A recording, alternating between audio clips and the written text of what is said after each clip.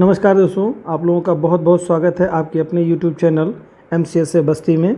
दोस्तों, जैसा कि आप सभी बहुत अच्छी तरीके से विदित है आप लोगों को कि हम लोग ज्योग्राफी और पॉलिटी के क्वेश्चंस की सीरीज़ कर रहे हैं और जिसमें हम लोग इसमें टॉपिक वाइज सभी सब्जेक्ट्स के टॉपिक वाइज क्वेश्चंस की जो श्रृंखला है उसको अच्छे से देख रहे हैं, सॉल्व कर रहे हैं और एग्ज़ाम के पॉइंट ऑफ व्यू से विशेष ध्यान में रखते हुए हम लोग परीक्षा की अपनी अगली रणनीति बना रहे हैं और उसमें हम लोग अपनी प्रक्रियाएं स्टडी की स्टार्ट कर चुके हैं। तो दोस्तों, ऐसे ही आप लोग इस श्रृंखला से अच्छी तरीके से जुड़े रहें और अपना स्वतः मूल्यांकन करें और एग्ज़ाम में एक अच्छे स्कोर की तरफ अग्रसर हों। ये ऐसी शुभकामनाएँ हमारी आप लोगों के लिए है और खूब मेहनत करते रहें। जितने भी प्रश्नों की श्रृंखला आप लोगों को मिल रही है उसको बहुत ही ध्यानपूर्वक सीरियस होकर के प्रश्नों को आप याद करें। दिमाग में ऐसा रहे कि एग्ज़ाम उससे रिलेटेड कोई क्वेश्चन या डायरेक्ट वही क्वेश्चन आता है तो आप बहुत आसानी से उसको कर पाएं। इस बात का बहुत ही बारीकी से ध्यान रखते हुए प्रश्नों की श्रृंखला को अच्छे से देखें। तो इसी क्रम में आज हम लोग जो है राज्य की कार्यपालिका से संबंधित प्रश्नों को देखेंगे। राज्य की कार्यपालिका मतलब होता है, जैसे कार्यपालिकाएं दो तरह की होती है। जो कि संघीय शासन व्यवस्था जहाँ पर होती है वहाँ की जनता के लिए दो शासन व्यवस्थाएं कार्य करती हैं। एक तो जिस राज्य में व्यक्ति रहता है वहाँ की एक शासन व्यवस्था होती है, दूसरी जो जिस देश में रहता है उस देश की जो सेंट्रल यानी केंद्रीय जो विधायी संस्था होती है वो कार्य करती है। तो दो कार्यपालिकाएं कार्य करती हैं, एक तो राज्य की कार्यपालिका और दूसरी केंद्र या देश की कार्यपालिका के नाम से उसे जाना जाता है। तो आज हम लोग राज्य की कार्यपालिका के तहत प्रश्नों को देखेंगे। तो जैसे हम लोग संघ की कार्यपालिका देखते हैं तो सबसे पहले उसमें राष्ट्रपति महोदय को पढ़ते हैं, उसी तरह से हम लोग आज राज्य की कार्यपालिका देखेंगे तो इसमें हम लोग आज राष्ट्रपति महोदय से जुड़ी हुई बातों को जानेंगे, उनकी शक्तियों को देखेंगे और उनके विशेषाधिकारों से संबंधित प्रश्नों को देखेंगे। ये सीरीज़ उम्मीद है कि आपको राज्य की कार्यपालिका पे एक अच्छी पकड़ बनाने में आपको काफ़ी हेल्पफुल होगी। ओके, आइए दोस्तों प्रश्न की तरफ चलते हैं। पहला प्रश्न आप लोगों के सामने है कि एडवोकेट जनरल के पद का उल्लेख संविधान के कौन से अनुच्छेद में किया गया है। तो आपको बताना होगा कि कौन से अनुच्छेद में किया गया है एडवोकेट जनरल। ठीक है, एडवोकेट जनरल यानी कि महाधिवक्ता जो होता है। ठीक है, महाधिवक्ता इसे कहा जाता है हिंदी में, महाधिवक्ता। जान लीजिए कि महाधिवक्ता होता क्या है। कि महाधिवक्ता जो होता है वो राज्य सरकार जो होती है, राज्य सरकार की जितनी भी विधिक सलाह होती है राज्य सरकार को लेनी या जो भी राज्य सरकार को अपना पक्ष रखना होता है न्यायालय में, उन सभी के लिए विधिक सलाह से लेते हुए उनके पक्षों को रखना, उनके मुकदमों को लड़ना, राज्य सरकार के सारा कार्य जो है एडवोकेट जनरल के माध्यम से किया जाता है या इसी को ही महाधिवक्ता कहा जाता है। ये राज्य में इस्टेब्लिश होते हैं। इसी तरह से केंद्र में जो होता है वो अटॉर्नी जनरल होता है, जिसे महान्यायवादी के नाम से जानते हैं हम लोग। वह वहाँ पर केंद्र सरकार का विधिक अधिकारी होता है। ठीक है, और उसकी सलाह के लिए फिर सॉलिसिटर जनरल होते हैं। ठीक है, तो आइए एडवोकेट जनरल के बारे में यहाँ पूछा है प्रश्न कि संविधान के किस अनुच्छेद में इसका उल्लेख है। तो ऑप्शंस के आधार पर आप देखिए, जो आपका पूर्व ज्ञान है उससे कोरिलेट करिए। पहला कह रहा है आर्टिकल 161 में यानी 161 में, दूसरा कह रहा है अनुच्छेद 164 में, तीसरा 165 में और चौथा कह रहा है 177 में। तो आपको बहुत अच्छी तरीके से पता होना चाहिए कि महाधिवक्ता के बारे में अनुच्छेद 165 में उल्लेख किया गया है। ठीक है, और महाधिवक्ता की जो नियुक्ति की जाती है वह राष्ट्रपति के द्वारा की जाती है। किसके द्वारा? कार्यपालिका की सिफारिश पर, राज्य की कार्यपालिका की सिफारिश पर राष्ट्रपति द्वारा राज्यपाल द्वारा की जाती है। चूँकि राज्य में है तो राज्यपाल, और केंद्र में जो महान्यायवादी हैं उनकी नियुक्ति राष्ट्रपति करता है। अभी मैंने इसका उल्लेख किया था आपके सम्मुख। ठीक है, और महाधिवक्ता जो होता है वो सर्वोच्च विधिक अधिकारी होता है। ठीक है, महाधिवक्ता जो होता है, महाधिवक्ता जिसे एडवोकेट जनरल कहा जाता है, महाधिवक्ता ये क्या करता है, ये सरकार का सबसे बड़ा, राज्य सरकार का सबसे बड़ा विधिक अधिकारी होता है। ठीक है, और उच्च न्यायालय मतलब इसकी योग्यता होती है, उच्च न्यायालय के न्यायाधीशों की अर्हता इसके पास होती है। ठीक है, और महाधिवक्ता जो है राज्यपाल द्वारा सौंपे गए विधि संबंधी विषयों पर राज्य सरकार को सलाह देता है। ठीक है, या दे सकता है या देता है, कहते हैं तो देता है वो। ठीक है, और आर्टिकल 177 जो में भी अगर आप देखेंगे तो महाधिवक्ता के विशेषाधिकारों से संबंधित प्रावधानों का उल्लेख किया गया है। तो मैं एक अनुच्छेद के बारे में भी थोड़ी सी आपकी चर्चा कर लेना चाहूँगा। 177 में जो कह रहा है वो महाधिवक्ता के विशेषाधिकारों से संबंधित बातें बताई गई हैं, ठीक, महाधिवक्ता के विशेषाधिकारों के तहत बताई गई हैं। और आर्टिकल 161 में जो बातें बताई गई हैं उसमें कहा गया है कि क्षमा आदि की और कुछ मामलों में दंडों के निलंबन के परिहार एवं लघुकरण के लिए राज्यपाल की शक्ति के बारे में उल्लेख किया गया है इसमें, ठीक है। तो राज्यपाल की शक्ति से रिलेटेड बातें बताई गई हैं। तो ये कुछ आपकी इंपॉर्टेंट बातें हैं जो कि आपके लिए काफ़ी उपयोगी थी, ठीक है दोस्तों। तो चलते हैं फिर अगले क्वेश्चन की तरफ। नेक्स्ट क्वेश्चन है दोस्तों, निम्नलिखित कथनों पर विचार कीजिए तथा गलत कथन का चयन कीजिए, ठीक है। इसमें से आपको बताना है कि गलत कथन का कौन से कथन गलत है, किसके बारे में बात कर रहा है, कथन के बारे में आपको देखना है। ये स्टेटमेंट्स दे रहे हैं और इन स्टेटमेंट्स का जवाब आपको दोस्तों कूट के रूप में नहीं, किसी एक के रूप में देना है आपको। तो क्या कह रहा है इसमें, कौन से कथन, क्या कह रहा है, चयन कीजिए, गलत कथन का चयन कीजिए, यानी कि बाकी सभी सही हैं, कोई एक आपका स्टेटमेंट इसमें गलत होगा। पहला कह रहा है राज विधि के तहत प्राप्त मृत्युदंड की सज़ा को राज्यपाल माफ़ कर देता है, माफ़ कर सकता है।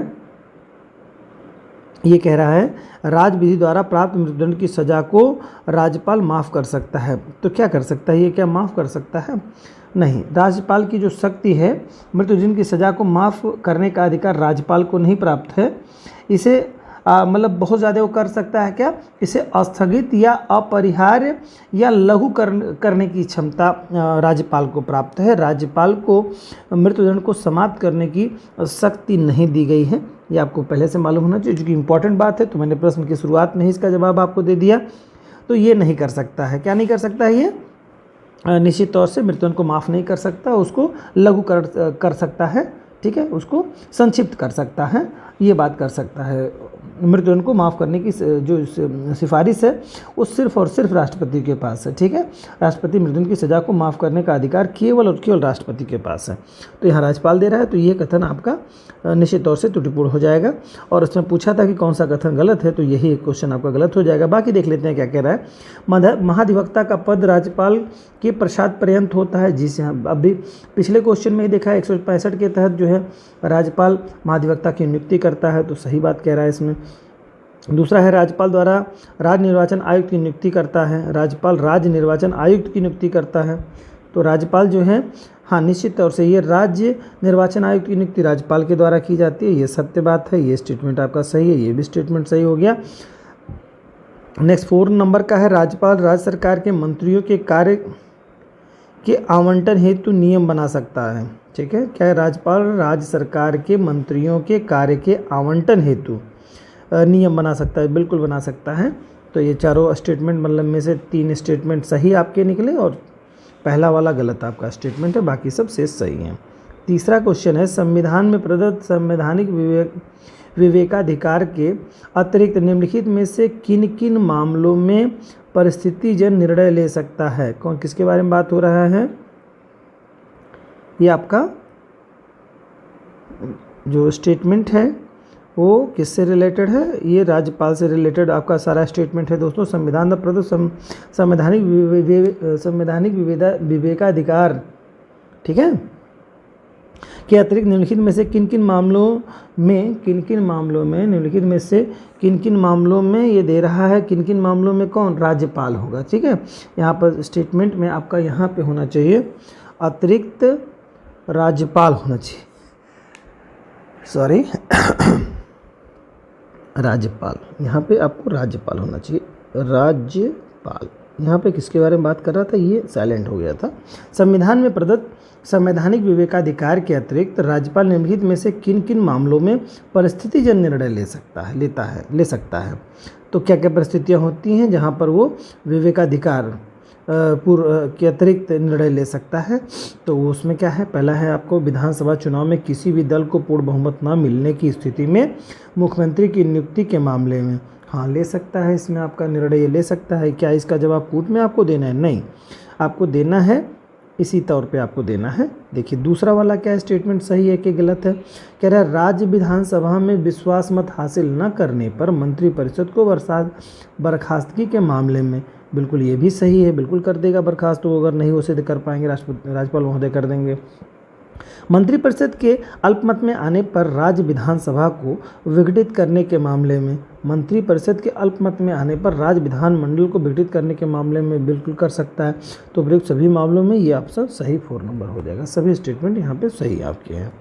नेक्स्ट है दोस्तों, किसी राज्य के मुख्यमंत्री के संदर्भ में निम्नलिखित कथनों पर विचार कीजिए तथा सही कथन का चयन कीजिए। ठीक है, क्या क्या स्टेटमेंट है, इन कथनों का विचार करना है और आपको जवाब देना है कि कौन सा स्टेटमेंट सही कथन है। सही कथन के बारे में आपको बताना है, यानी कि कोई एक सही होगा आपका। राज्य की कार्यपालिका शक्ति मुख्यमंत्री में निहित होती है। राज्यपाल की कार्यपालिका शक्ति राज्यपाल में निहित होती है, न कि मुख्यमंत्री में निहित होती है। तो ये स्टेटमेंट आपका गलत हो जाएगा। तो कोई एक सही बताना आपको है। चलिए देखते हैं। मुख्यमंत्री का कार्यकाल 5 वर्ष का होता है। ठीक है, देखिए होता तो ऐसे देखा जाए तो 5 वर्ष का तो होता है, लेकिन यह 5 वर्ष का निश्चित नहीं होता है। क्यों नहीं निश्चित होता है? अगर सरकार कभी भी अल्पमत में आ गई तो सरकार की गिर जाएगी। इस नाते अधिकतम अगर कहता मुख्यमंत्री का कार्यकाल अधिकतम 5 वर्ष का होता है तो कुछ हद तक आप इसको मान सकते थे। वैसे आपको सीधे लिखना है कि मुख्यमंत्री का ये नहीं कहीं पूछेगा 5 साल का होता है, अनिश्चित होता है इसका। जब तक वो सरकार बहुमत में रहेगी तब तक वो रहेगा, अधिकतम 5 वर्ष तक रह सकता है। ठीक है, तो ये स्टेटमेंट भी गलत है ना, निश्चित नहीं है ये।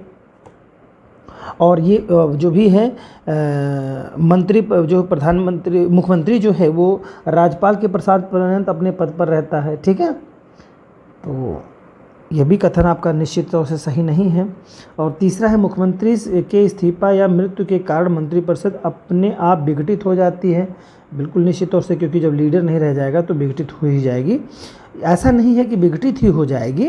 देखिए ध्यान से इसको समझने की ज़रूरत है। अगर कोई योग्य व्यक्ति है और राज्यपाल को लग रहा है कि ये इसका संचालन सरकार पूरी तरह से बहुमत में है और इस तरह की परिस्थिति जन है, तो सरकार गिरेगी नहीं। ऐसा नहीं इस्तीफा दे दिया जाएगा तो उसको ले लिया जाता है। लेकिन नियमतः अगर देखा जाए मृत्यु और त्यागपत्र, मृत्यु के कारण या इस्तीफा दे देने की, इस्तीफा शब्द आ गया है ना, तो इस्तीफा दे देगा तो सरकार विघटित हो ही जाएगी। 100% स्थिति है।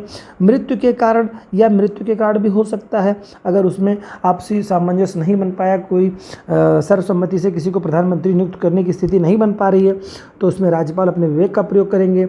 मुख्यमंत्री नहीं बन पा रहा है और नहीं होगा तो उसको फिर विघटित कर दी जाएगी, फिर नई विधानसभा चुनाव होंगे। ठीक है, तो ये आपका स्टेटमेंट सही है। और चौथा है दोस्तों, मंत्रिपरिषद का मुख्यमंत्री प्रधान न होकर राज्यपाल प्रधान होता है। नहीं, ये गलत है, आपका स्टेटमेंट गलत है, क्योंकि ये हो ही नहीं सकते, राज्यपाल प्रधान नहीं होते हैं। ठीक है, मुख्यमंत्री मंत्रिपरिषद का मुखिया होता है। ठीक है, ओके, नेक्स्ट क्वेश्चन की तरफ चलते हैं दोस्तों। 5 नंबर का क्वेश्चन, निम्नलिखित कथनों में से कौन सा राज्यपाल की शक्तियों से संबंधित नहीं है? राज्यपाल की शक्तियों से संबंधित नहीं है, कौन है? राजनीतिक और सैन्य शक्तियाँ, ये तो हैं भाई, राजनीतिक शक्तियाँ हैं और सैन्य शक्तियाँ आपकी इसमें से देखेंगे तो राजनीतिक और सैन्य शक्तियाँ। लेकिन एक चीज़ देखिए कि इसमें राजनीतिक शक्तियाँ और सैन्य शक्तियाँ, सैन्य कोई शक्ति उसको नहीं प्राप्त है राज्यपाल महोदय को, ये राष्ट्रपति को प्राप्त है, राष्ट्रपति।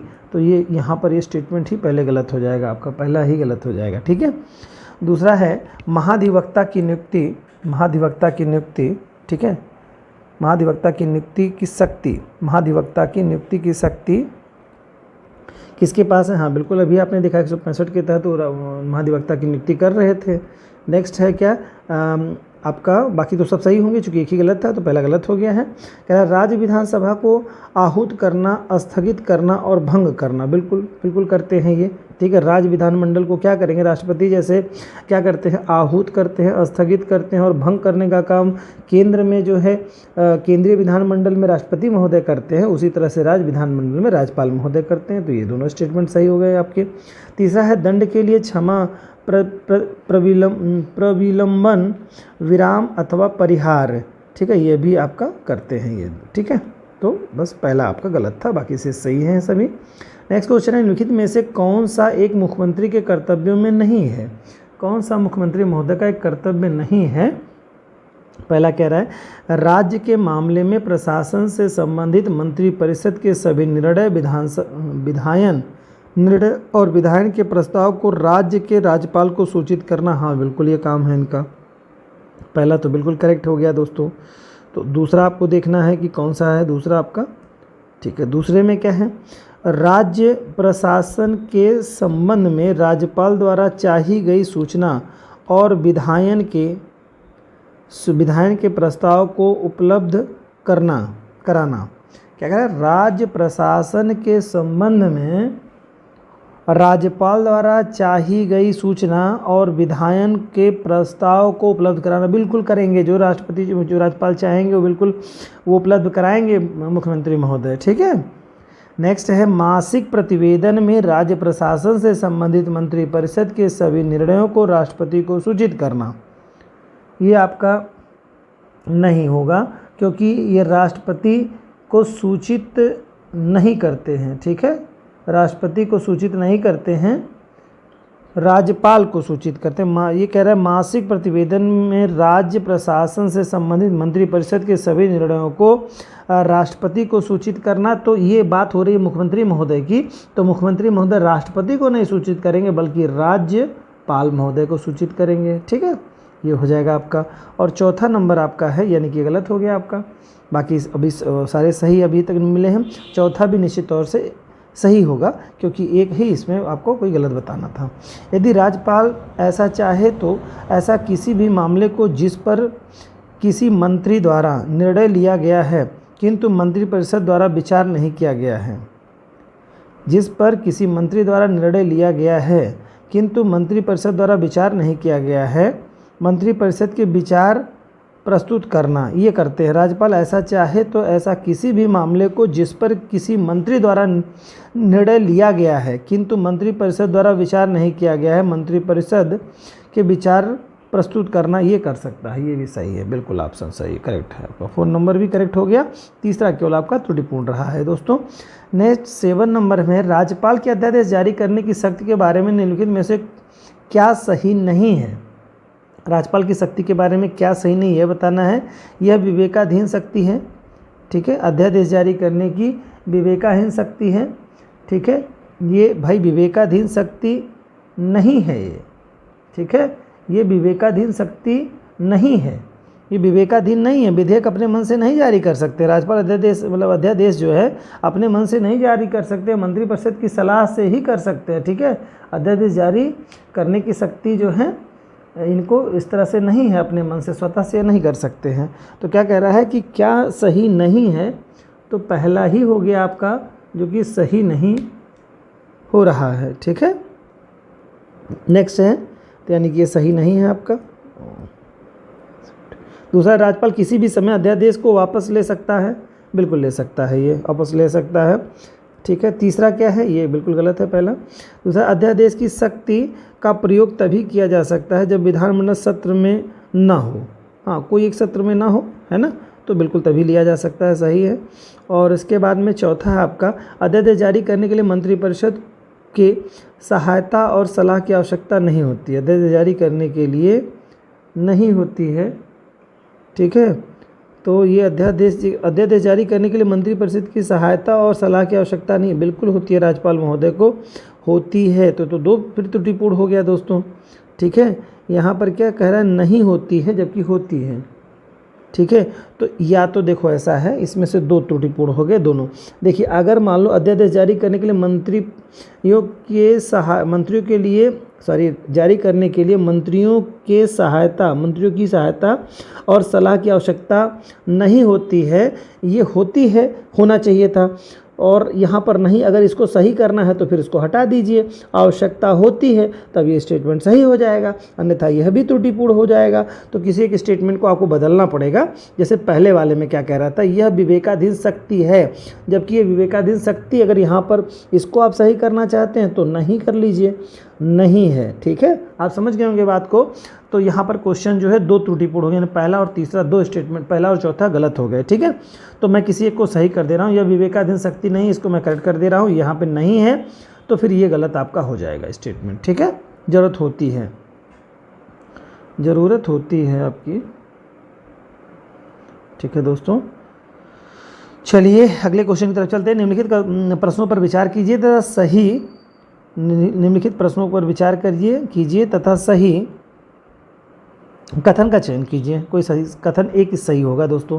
पहला कह रहा है उच्चतम न्यायालय के न्यायाधीशों की नियुक्ति संबंधी राज्य के राज्यपाल द्वारा की जाती है। उच्च न्यायालय के न्यायाधीशों की नियुक्ति नहीं राष्ट्रपति करते हैं, ठीक है, राष्ट्रपति महोदय करते हैं। आर्टिकल 217 के तहत राष्ट्रपति की शक्तियां हैं, ये इनकी शक्तियां नहीं, राज्यपाल महोदय की शक्तियां, ठीक है।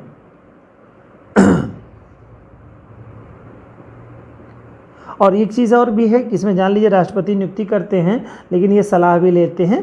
तो किससे लेते हैं? 2 लोगों से। जैसे नियुक्ति कौन करता है? राष्ट्रपति करते हैं, राष्ट्रपति, ठीक है। और राष्ट्रपति 2 लोगों से सलाह लेते हैं।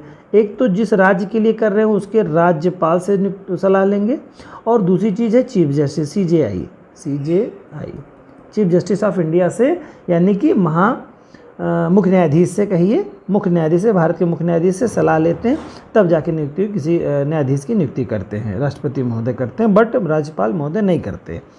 दूसरा है बेटा, राज्य की विधानसभा के अध्यक्ष की नियुक्ति संबंधित राज्य के मुख्यमंत्री द्वारा की जाती है। राज्य की विधानसभा के अध्यक्ष की नियुक्ति संबंधित राज्य के मुख्यमंत्री द्वारा की जाती नहीं भाई, तो चुनाव किया जाता है आपस में, ठीक है, तभी अध्यक्ष बनते हैं। राज्य की विधानसभा के अध्यक्ष की नियुक्ति मुख्यमंत्री द्वारा नहीं की जाती है, ठीक है।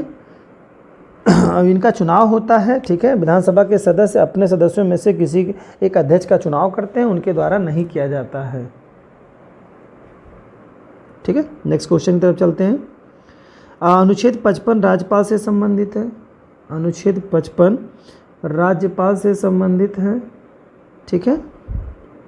ये आपका स्टेटमेंट देखेंगे तो राज्यपाल से संबंधित कैसे हो सकता है? ये अनुच्छेद 55 राज्यपाल से संबंधित नहीं है, ये तो राष्ट्रपति के दायरे में आएगा आपका, राष्ट्रपति से संबंधित है ये संबंध राज्यपाल से नहीं है।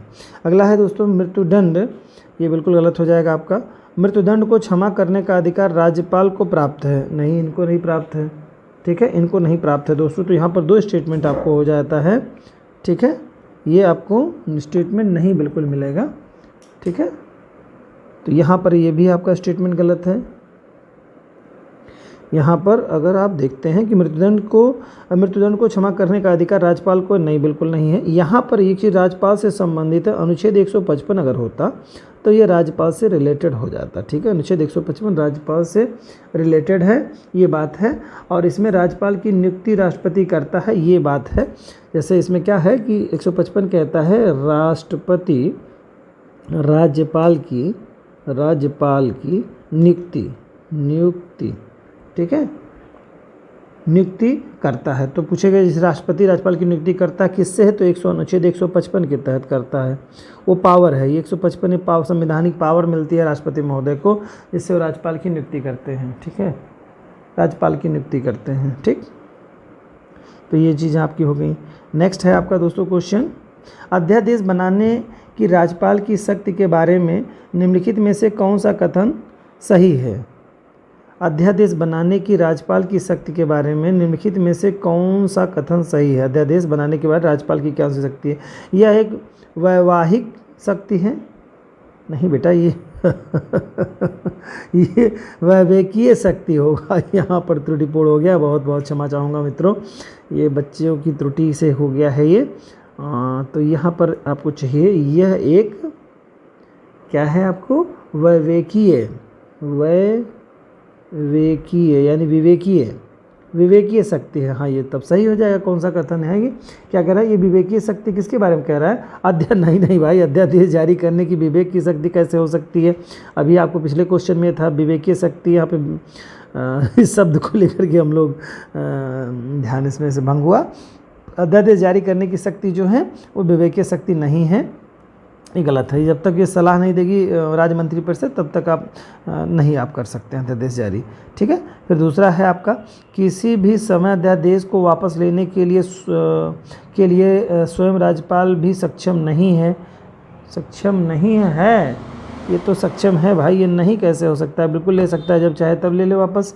अध्यादेश को राष्ट्रपति महोदय भी ले सकते हैं, और अगर केंद्र का है और राज्य का है तो राज्यपाल महोदय ले सकते हैं।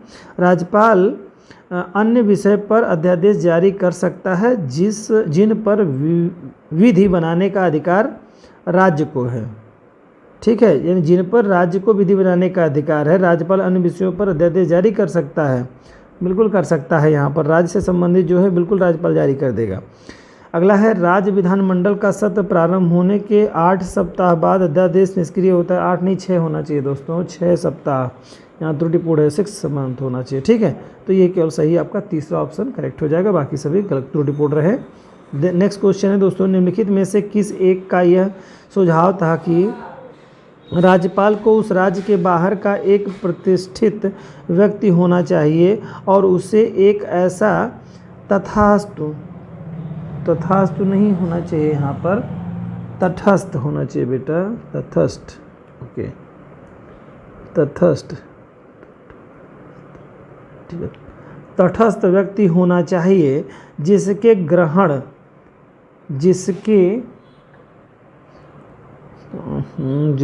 गहन होना चाहिए, गलत है, गहन राजनीतिक जुड़ाव न हो या उसने हाल के पिछले वर्षों में राजनीति में भाग नहीं लिया हो। फिर से एक बार देखिए क्वेश्चन क्या कह रहे हैं, निम्नलिखित में से किस एक का यह सुझाव था कि राज्यपाल को उस राज्य के बाहर का एक प्रतिष्ठित व्यक्ति होना चाहिए और उसे एक ऐसा तटस्थ व्यक्ति होना चाहिए जिसके गहन राजनीतिक जुड़ाव ना हो या उसने हाल के पिछले वर्षों में राजनीति में भाग नहीं लिया हो। ये किसका स्टेटमेंट है? ठीक है, ये सुझाव मतलब किसका है? तो आपको यहाँ पर आयोग कुछ दिए हुए हैं, उन आयोगों को देखना है। पहला प्रशासनिक सुधार आयोग 1966 दे रहा है। दूसरा कह रहा है राजमन्नार आयोग 1969 कह रहा है। तीसरा सरकारी आयोग 1983 कह रहा है। चौथा है संविधान के कार्य चालन की समीक्षा हेतु राष्ट्रीय आयोग 2000 कह रहा है। तो दोस्तों जो भी अभी बात अपने पढ़ी, ये संबंधित राज्यपाल के बारे में सरकारी आयोग की सिफारिश के आधार पर किया गया था। सरकारी आयोग का गठन 1983 में किया गया था दोस्तों, और इस आयोग का मुख्य सुझाव यह था कि राज्यपाल को संबंधित राज्य के बाहर एक प्रतिष्ठित व्यक्ति होना चाहिए, इनकी ये सलाह थी, और उसे एक ऐसा तटस्थ व्यक्ति होना चाहिए जिसका गहन राजनीति से जुड़ाव ना हो, यानी कोई राजनीतिक व्यक्ति ना हो वो, ठीक है, राजनीति वो ना कर रहा हो, ये कहने का उनका सुझाव था। और सरकारी आयोग के अध्यक्ष सुप्रीम कोर्ट के सेवानिवृत्त न्यायाधीश उस समय जो थे, जिनका नाम था आपको R.S. सरकारिया, इन्हीं के नाम पर ये सरकारी आयोग का गठन किया गया था। क्या नाम था? R.S. सरकारिया। ठीक है, ओके, अगले क्वेश्चन की तरफ चलते हैं दोस्तों। राज्यपाल निम्नलिखित में से किस अधिकारियों को हटा सकता है? किन अधिकारियों को होना चाहिए दोस्तों? किन अधिकारियों को हटा सकता है, ये आपको देखना है। राज्यपाल किन अधिकारियों को हटा सकता है? ऑप्शन है संयुक्त राज्य लोक सेवा आयोग के अध्यक्ष और सदस्यों को। नहीं भाई, ये तो राष्ट्रपति करते हैं, ये तो नहीं कर सकते ये। दूसरा है राज्य लोक सेवा आयोग के अध्यक्ष और सदस्य को। नहीं, ये भी नहीं कर सकते हैं, जो भी करेंगे वो सब सेंट्रल गवर्नमेंट के थ्रू होगा आपको। ठीक है, कर सकते हैं, तो ये आपका 2 जो है गलत हो गए। क्या करना है, किस अधिकारों को हटा सकता है? तो 2 नहीं हो सकते। तीसरा क्या है, उच्च न्यायालय के न्यायाधीशों को। नहीं, ये भी नहीं कर सकते हैं, राष्ट्रपति महोदय ही इनको करेंगे। नेक्स्ट है राज्य चुनाव आयोग को, बिल्कुल नहीं कर सकते हैं, राष्ट्रपति महोदय करेंगे। और क्या करें, राज्य महाधिवक्ता को, हाँ ये कर सकते हैं भाई, इनको कर सकते हैं। ठीक है, राज्य के महाधिवक्ता को छोड़कर बाकी जितना भी ऊपर आपको दिया गया है, बाकी सभी को उसी तरीके से हटाया जा सकता है। ठीक है, महाधिवक्ता को छोड़कर हटाया जा सकता है जिस तरह से उच्चतम न्यायालय के न्यायाधीश को हटाया जा सकता है। यानी कि यहाँ पर जो चुनाव आयोग को कहा है, तो ये जैसे महाभियोग की प्रक्रिया के द्वारा ही हटाया जा सकता है, न्यायाधीशों को महाभियोग की प्रक्रिया के द्वारा हटाया जा सकता है। लोक सेवा आयोग के अध्यक्ष उपाध्यक्ष, यानी लोक सेवा या राज्य लोक सेवा आयोग के अध्यक्ष और सदस्यों को उसी विधि के तहत हटाया जा सकता है। ऐसे नहीं, मनमानी तरीके से नहीं किया जा सकता है। ठीक है दोस्तों, 12 नंबर का क्वेश्चन है, भारत के राज्यपाल पद के संबंध में निम्नलिखित में से कौन सा कथन गलत है? यानी राज्यपाल से रिलेटेड कौन सा स्टेटमेंट गलत है, यानी बाकी शेष 3 सही होंगे आपको दोस्तों, एक कोई गलत होगा। चलिए पहले क्वेश्चन की तरफ चलते हैं। क्वेश्चन नंबर 1 है, मतलब ऑप्शन 1 है, एक व्यक्ति 2 या 2 से अधिक राज्यों का राज्यपाल नियुक्त हो सकता है। बिल्कुल हो सकता है, ये सही है। यह विधानसभा अध्यक्ष को संबोधित एक पत्र देकर अपना त्यागपत्र दे सकता है।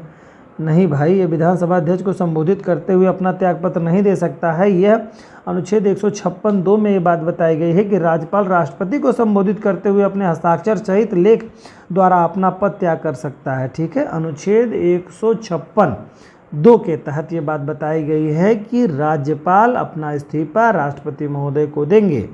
ठीक है, और यहाँ पे कह रहा है विधानसभा अध्यक्ष को संबोधित करके देता है, जो कि त्रुटिपूर्ण है, ये गलत है आपका। ठीक है, ये गलत हो गया स्टेटमेंट आपका दूसरा। तीसरा देखते हैं, राज्यपाल की नियुक्ति के लिए न्यूनतम 35 वर्ष की आयु निश्चित की गई है। हाँ बिल्कुल है, इससे कम उम्र नहीं होनी चाहिए, सही है आपका। चौथा है, राज्यपाल अपना पद ग्रहण करने से पहले उच्च न्यायालय के मुख्य न्यायाधीश के समक्ष शपथ लेता है। ठीक है, तो क्या कह रहा है, राज्यपाल अपना पद ग्रहण करने से पहले उच्च न्यायालय के मुख्य न्यायाधीश के समक्ष शपथ लेते हैं। बिल्कुल सही स्टेटमेंट ये है। ठीक है, तो वही स्टेटमेंट केवल गलत था, बाकी सभी सही थे दोस्तों। अगला है, यानी बी ऑप्शन गलत था। निम्नलिखित में से वह कौन सी परिस्थितियां हैं जब राज्यपाल द्वारा अध्यादेश जारी नहीं किया जा सकता है। ठीक है, पहला स्टेटमेंट है दोस्तों कि राज्यपाल का अध्यादेश मंत्रियों की सलाह पर या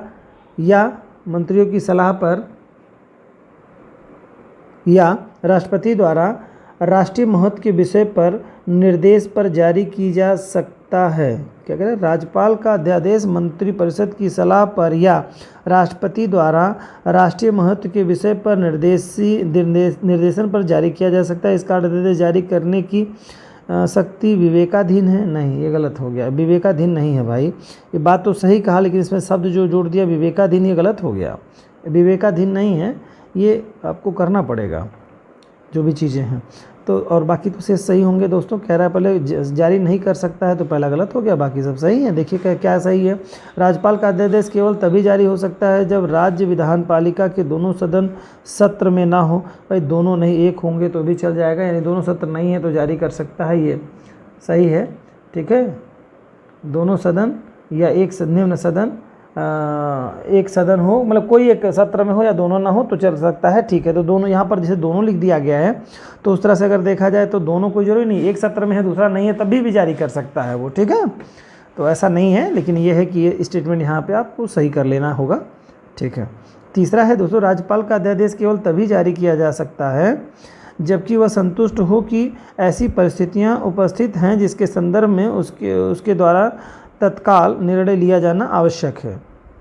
ठीक है, जिसके संदर्भ में उसके द्वारा तत्काल निर्णय लिया जाना आवश्यक है, तो इसमें क्या करेगा वो, बिल्कुल है अध्यादेश जारी करना, तत्काल निर्णय लेना जब आवश्यक हो जाएगा तो भाई निर्णय ले लेंगे और क्या। ठीक है, अगला है, चौथा है, राज्यपाल का अध्यादेश केवल तभी जारी किया जा सकता है जब या ऐसे विषय से संबंधित ना हो जिसमें वह केवल राष्ट्रपति के निर्देशों के बाद अध्यादेश जारी कर सकता है। यहाँ पर क्या स्टेटमेंट है कि तभी जारी किया जा सकता है जब यह, या नहीं, जब यह होना चाहिए दोस्तों, यही स्टेटमेंट सही नहीं लग रहा था, यह है, ये जब यह ऐसे विषय से संबंधित ना हो जिसमें वह केवल राष्ट्रपति के निर्देशों के बाद अध्यादेश जारी कर सकता है। तो स्टेटमेंट सही है, बिल्कुल सही है। ठीक है, चलिए 14 नंबर के क्वेश्चन पे आते हैं दोस्तों। निम्नलिखित में से कौन सा कथन सही नहीं है। कोई स्टेटमेंट एक सही नहीं है। कह रहा है, एक ही व्यक्ति को 2 या 2 से अधिक राज्यों का राज्यपाल बनाने संबंधी प्रावधान 7वें संविधान संशोधन अधिनियम 1956 के तहत किया गया था। तो आपको ये बताना है कि किया गया था, बिल्कुल किया गया था। ये स्टेटमेंट सही है आपका, पहला स्टेटमेंट बिल्कुल करेक्ट हो गया। अब देखते हैं, यानी पहला करेक्ट आपका है। दूसरे की तरफ देखते हैं, संविधान के अनुच्छेद 156 के अनुसार राज्यपाल राष्ट्रपति के प्रसाद पर्यंत अपना पद ग्रहण करता है। ठीक है, तो यह भी स्टेटमेंट आपका सही हो। अभी पिछली क्वेश्चन में था, बात हमने की थी 156 के तहत राष्ट्रपति राज्यपाल की नियुक्ति करता है। अगला है राज्यपाल राज्य के उच्च न्यायालय के न्यायाधीशों को नियुक्त करता है। अभी बताया मैंने, राष्ट्रपति करता है, राज्यपाल नहीं करता है, ये गलत हो गया। राज्यपाल को राज्य के विधान परिषद के 1/6 सदस्यों को नाम निर्देश करने की शक्ति प्राप्त है। नाम निर्देश करने की शक्ति प्राप्त है, हाँ बिल्कुल, राज्यपाल को राज्य विधान परिषद के 1/6 सदस्यों के नाम निर्देश करने की शक्ति प्राप्त है। तो ये स्टेटमेंट ये भी सही हो जाएगा, नहीं एक ही त्रुटिपूर्ण होगा, यानी कि तीसरा आपका त्रुटिपूर्ण हो गया, बाकी सभी आपके सही हो गए। नेक्स्ट क्वेश्चन चलते हैं दोस्तों। निम्नलिखित कथनों में से कौन सा कथन गलत है? राज्यपाल की नियुक्ति राष्ट्रपति द्वारा की जाती है, ठीक है, और यह राष्ट्रपति के प्रसाद पर अपना पद धारण करता है, बिल्कुल सही है, ठीक है, ये स्टेटमेंट आपका करेक्ट हो गया। दूसरा है इसमें 15वें संविधान संशोधन के आधार पर एक ही व्यक्ति को 2 या 2 से अधिक राज्यों का राज्यपाल का पद ग्रहण कर सकता है, ठीक है, स्टेटमेंट बिल्कुल यह भी सही है, ये 15वें संविधान संशोधन के तहत किया गया था, बिल्कुल करेक्ट है ये। अगला है अनुच्छेद 163(1) में 163(1) स्पष्ट करता है कि राज्यपाल उन विषयों पर राज्य के मंत्रियों की सलाह लेकर कार्य करने के लिए बाध्य नहीं है जिस पर संविधान ने उसे अपने विशेषाधिकारों का प्रयोग करने के लिए प्राधिकृत किया है, बिल्कुल सही स्टेटमेंट यह भी है, जिसमें संविधान को पावर देते हैं, उस पर उनको सलाह लेने की कोई ज़रूरत नहीं है, बाध्यकारी नहीं है उनके लिए। संविधान राज्यपाल को किन्हीं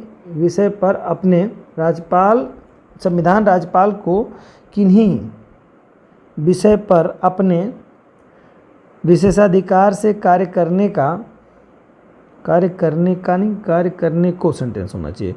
करने को प्राधिकृत करता है या नहीं, इससे संबंधित विवाद न्यायालयों के मूल न्यास अधिकार क्षेत्र में आते हैं। नहीं, ये गलत है, मूल न्यास अधिकार क्षेत्र में नहीं आते हैं दोस्तों, तो ये गलत हो जाएगा बस, बाकी आपके सभी सही हैं। नेक्स्ट क्वेश्चन है राज्यपाल की स्वविवेकीय शक्ति विवेक संबंधी शक्ति का संबंध किस अनुच्छेद से है? राज्यपाल की स्वविवेकीय शक्ति का संबंध किससे है? राज्यपाल की स्वविवेकीय शक्ति का संबंध किससे है, ये आपको बताना है। ऑप्शन कह रहा है अनुच्छेद 163(1), दूसरा कह रहा है अनुच्छेद 239(2), तीसरा है अनुच्छेद 356 और चौथा है 371, ठीक है, ये आपको बताना है, ठीक है। तो आपको बताना है कि किस पे करता है, तो निश्चित तौर से बहुत अच्छी तरीके से आप जान लीजिए कि अनुच्छेद 163 जो आपका दे रहा है, 163(1) में क्या है, स्वविवेक के आधार पर कार्य करने की वजह राज्यपाल मंत्रिपरिषद की सलाह मानने के लिए बाध्य नहीं है। यानी किससे पूछा था? राज्यपाल की विवेकीय शक्ति के संबंध में है, बिल्कुल है, यानी कि मंत्रिपरिषद की सलाह वो नहीं मानने के लिए बाध्य है, ये बिल्कुल दिया हुआ अनुच्छेद 163 में। कौन से मंत्रिपरिषद? राज्य मंत्रिपरिषद की सलाह मानने के लिए बाध्य नहीं है। दूसरा है आपका अनुच्छेद 239 में, इसमें क्या कहा, राज्यपाल को किसी केंद्र शासित प्रदेश का प्रशासक नियुक्त किया जा सकता है। राज्यपाल को किसी केंद्र शासित का प्रशासक नियुक्त किया जा सकता है, तो ऐसी स्थिति में उसे मंत्रिपरिषद से सलाह लेना आवश्यक नहीं है। देखिए कहीं पर है क्या, अनुच्छेद 239(2) में कह रहा है, अगर कैसे जैसे दिल्ली है आपका, ठीक है, अगर वहाँ का प्रशासक केंद्र शासित प्रदेशों का अगर प्रशासक बना दिया गया तो उसको मंत्रिपरिषद से सलाह लेना आवश्यक नहीं होगा, क्योंकि वो केंद्र का प्रतिनिधि के रूप में वहाँ पे कार्य करते हैं, ठीक है। तो ये दूसरी बात हो गई। अनुच्छेद 356 में तो जानते हैं कि राज्य में संवैधानिक तंत्र विफल हो जाने की स्थिति में राज्यपाल मंत्रिपरिषद की सलाह के बिना राष्ट्रपति को प्रतिवेदन भेज सकते हैं और कह सकते हैं साहब हमारे यहाँ की आपात स्थिति इस तरह से बन रही है, राज्य का तंत्र फेल हो रहा है, संवैधानिक तंत्र फेल हो रहा है, तो आप यहाँ पे राष्ट्रपति शासन लगा सकते हैं, लगा दीजिए, इस तरह की बात है। और अनुच्छेद 371 जो कह रहा है वो क्या कह रहा है, कुछ राज्यों में कानून व्यवस्था और विकास कार्यों के संदर्भ में वहाँ के राज्यपालों को विशेषाधिकार इसके तहत प्राप्त है, ठीक है। अनुच्छेद जो है 371, जैसे 370 में जम्मू एंड कश्मीर के लिए था, 371 में क्या किया गया है, लगभग 10-11 ऐसे स्टेट हैं जिनके लिए विशेष राज्य का दर्जा उनको इससे प्रावधान किया गया है, ठीक है। तो सभी हो जाएंगे इस आधार पर दोस्तों, सभी इसमें से उपयुक्त सभी हो जाएंगे। चलिए नेक्स्ट क्वेश्चन की तरफ चलते हैं। निम्नलिखित में से कौन सा कथन सही नहीं है, कौन सा स्टेटमेंट सही नहीं है, ये बताना है आपको। ए कह रहा है राज्य का राज्यपाल कभी भी राज्य उच्च न्यायालय के मुख्य न्यायाधीश को संबोधित कर अपना त्यागपत्र दे सकता है? नहीं, राष्ट्रपति को देगा भाई, अभी पिछले क्वेश्चन में था ये, है ना, ये गलत है आपका, ठीक है। दूसरा आपका है एक राज्यपाल जिसका कार्यकाल पूरा हो चुका है को उसी राज्य का या अन्य राज्य में दोबारा नियुक्ति की जा सकती है। बिल्कुल की जा सकती है। एक बार राज्यपाल को एक जगह से दूसरी बार भी की जा सकती है। तो ये आपका स्टेटमेंट सही होगा, पहला गलत हो गया। कह रहा है एक राज्यपाल 5 वर्ष के अपने कार्यकाल के बाद भी तब तक पद पर बना रह सकता है जब तक कि उसका उत्तराधिकारी पद ग्रहण ना कर ले। बिल्कुल सही है, भी स्टेटमेंट सही है, यानी दूसरा तीसरा भी करेक्ट हो गया आपके। ठीक है, पहला केवल गलत था आपका। कह रहा है राज्यपाल संसद द्वारा निर्धारित सभी प्रकार की उपलब्धियों, विशेषाधिकारों और भत्तों के लिए अधिकृत है। ठीक है, बिल्कुल अधिकृत है भाई। राज्यपाल संसद द्वारा निर्धारित किए गए सभी उपलब्धियां, भत्ते और विशेषाधिकारों को प्राप्त करने का अधिकृत है वो, बिल्कुल। नेक्स्ट है आपका 17 नंबर क्वेश्चन है, राज्य की महाधिवक्ता, राज्य के महाधिवक्ता के विषय में निम्नलिखित कथनों पर विचार कीजिए तथा गलत कथन का चयन कीजिए। क्या गलत कथन? क्वेश्चन पहला कह रहा है महाधिवक्ता की नियुक्ति राज्यपाल द्वारा की जाती है। बिल्कुल की जाती है, महाधिवक्ता की नियुक्ति राज्यपाल द्वारा, अभी पिछले क्वेश्चन में था। संविधान द्वारा महान्यायवादी के कार्यकाल को निश्चित नहीं किया गया है। बिल्कुल यहाँ पे कार्यकाल को निश्चित किया गया है, नहीं किया गया भाई, ये सही है। निश्चित नहीं किया गया है, करेक्ट है, बिल्कुल निश्चित नहीं है संविधान में। ठीक है, जब चाहे तब मंत्रिपरिषद सलाह लेकर के उसको हटाया जा सकता है। महाधिवक्ता राष्ट्रपति के प्रसाद पर्यंत पद धारण करता है। महाधिवक्ता राष्ट्रपति नहीं, राज्यपाल की तहत प्राप्त करता है। ये गलत हो जाएगा आपका, तीसरा गलत हो गया। फिर चौथा चलते हैं दोस्तों, चौथा सही होगा क्योंकि एक ही कोई गलत होगा। उसे राज्य विधानमंडल के दोनों सदनों की कार्रवाई में बिना मताधिकार के बोलने और भाग लेने का अधिकार है। बिल्कुल करेक्ट आंसर है। ठीक है, तो तीसरा गलत, बाकी सभी सही है दोस्तों। अगला क्वेश्चन है, निम्नलिखित में से किसको हटाने का प्रावधान संविधान में नहीं है? किसको? उपराष्ट्रपति को, राष्ट्रपति को, गवर्नर को, अटॉर्नी जनरल को। ठीक है, हटाने का प्रावधान नहीं है। ठीक है, किसको हटाने का प्रावधान नहीं है? कह रहा है उपराष्ट्रपति को, राष्ट्रपति को, गवर्नर को, अटॉर्नी जनरल। गवर्नर मतलब होता है राज्यपाल, यहाँ पर आप पहले जान लें ये चीज़ को। गवर्नर मतलब होता है राज्यपाल, राज्यपाल। ठीक है, तो किसको? जैसे राष्ट्रपति को, उपराष्ट्रपति को, राष्ट्रपति को महाभियोग द्वारा, अटॉर्नी जनरल को जो है इसको भी महाभियोग की प्रक्रिया, मतलब महाभियोग का मतलब ये है कि जब मंत्रिपरिषद चाहे तो उसको हटा सकती है। तो ये व्यवस्था तो दी गई है इसमें, लेकिन इनके बारे में नहीं दिया गया है, गवर्नर के बारे में। ठीक है, नहीं, राज्यपाल के बारे में। गवर्नर मतलब हो गया राज्यपाल को नहीं, मतलब जो है नहीं हटाया जा सकता है। ठीक है, नेक्स्ट क्वेश्चन है आपका, इसका बारे में नहीं दिया गया है। अगला है दोस्तों, राज्यपाल संविधान के अंतर्गत किस के प्रति अपने आचरण के लिए उत्तरदायी होता है? ठीक है, किसके लिए अपने आचरण के उत्तरदायी होता है? राज्य के मुख्यमंत्री के लिए, संघ के प्रधानमंत्री के लिए, राज्य विधानमंडल के लिए और राष्ट्रपति के लिए। तो देखो भाई, मुख्यमंत्री के प्रति तो बिल्कुल नहीं होगा, ये बात तो आप जानते ही हैं। मुख्यमंत्री के प्रति हो ही नहीं सकता। राज्य विधानसभा के प्रति भी नहीं होगा क्योंकि उसका वो सुपरविजन करता है। संघ के प्रधानमंत्री तो भाई प्रधानमंत्री नहीं, प्रधानमंत्री के माध्यम से राष्ट्रपति, मतलब एक तरह से कहिए राष्ट्रपति महोदय हैं, तो राष्ट्रपति कहता तो समझ में आता राष्ट्रपति के प्रति, तो ये बिल्कुल नहीं यहाँ पे सही होगा। ये भी राष्ट्रपति करेक्ट हो जाएगा, राष्ट्रपति ऑप्शन में है बिल्कुल। ठीक है, तो ये आपका सही हो जाएगा। ठीक, राष्ट्रपति के प्रति। और अगला लास्ट क्वेश्चन है दोस्तों आज का, जिसमें कह रहा है संविधान के किस अनुच्छेद में देश के राज्य के महाधिवक्ता संबंधी प्रावधान किया गया है? तो ये क्वेश्चन पिछले क्वेश्चन से ही रिलेटेड आपका था। पहला वाला क्वेश्चन जो था वही शायद उसी से जुड़ा हुआ क्वेश्चन आपका है। किस में है अनुच्छेद? बताइए। 164 में, 166 में, 165 में और 167 में। तो अनुच्छेद 165 में इसका उल्लेख किया गया है। ठीक है, ओके दोस्तों, उम्मीद है दोस्तों कि आपको ये कार्यपालिका के जो प्रश्न थे, यानी कि जो रिलेटेड थे आपके राज्यपाल की शक्ति से, ये आपके अच्छी तरीके से आपको समझ में आए होंगे और आपकी एक अच्छी समझ इस प्रश्नों के माध्यम से बनी होगी। ठीक है दोस्तों, ऐसे ही मेहनत करते रहिए। मिलते हैं नेक्स्ट वीडियो में, तब तक अपना बहुत बहुत ध्यान रखिए। जय हिंद, जय भारत।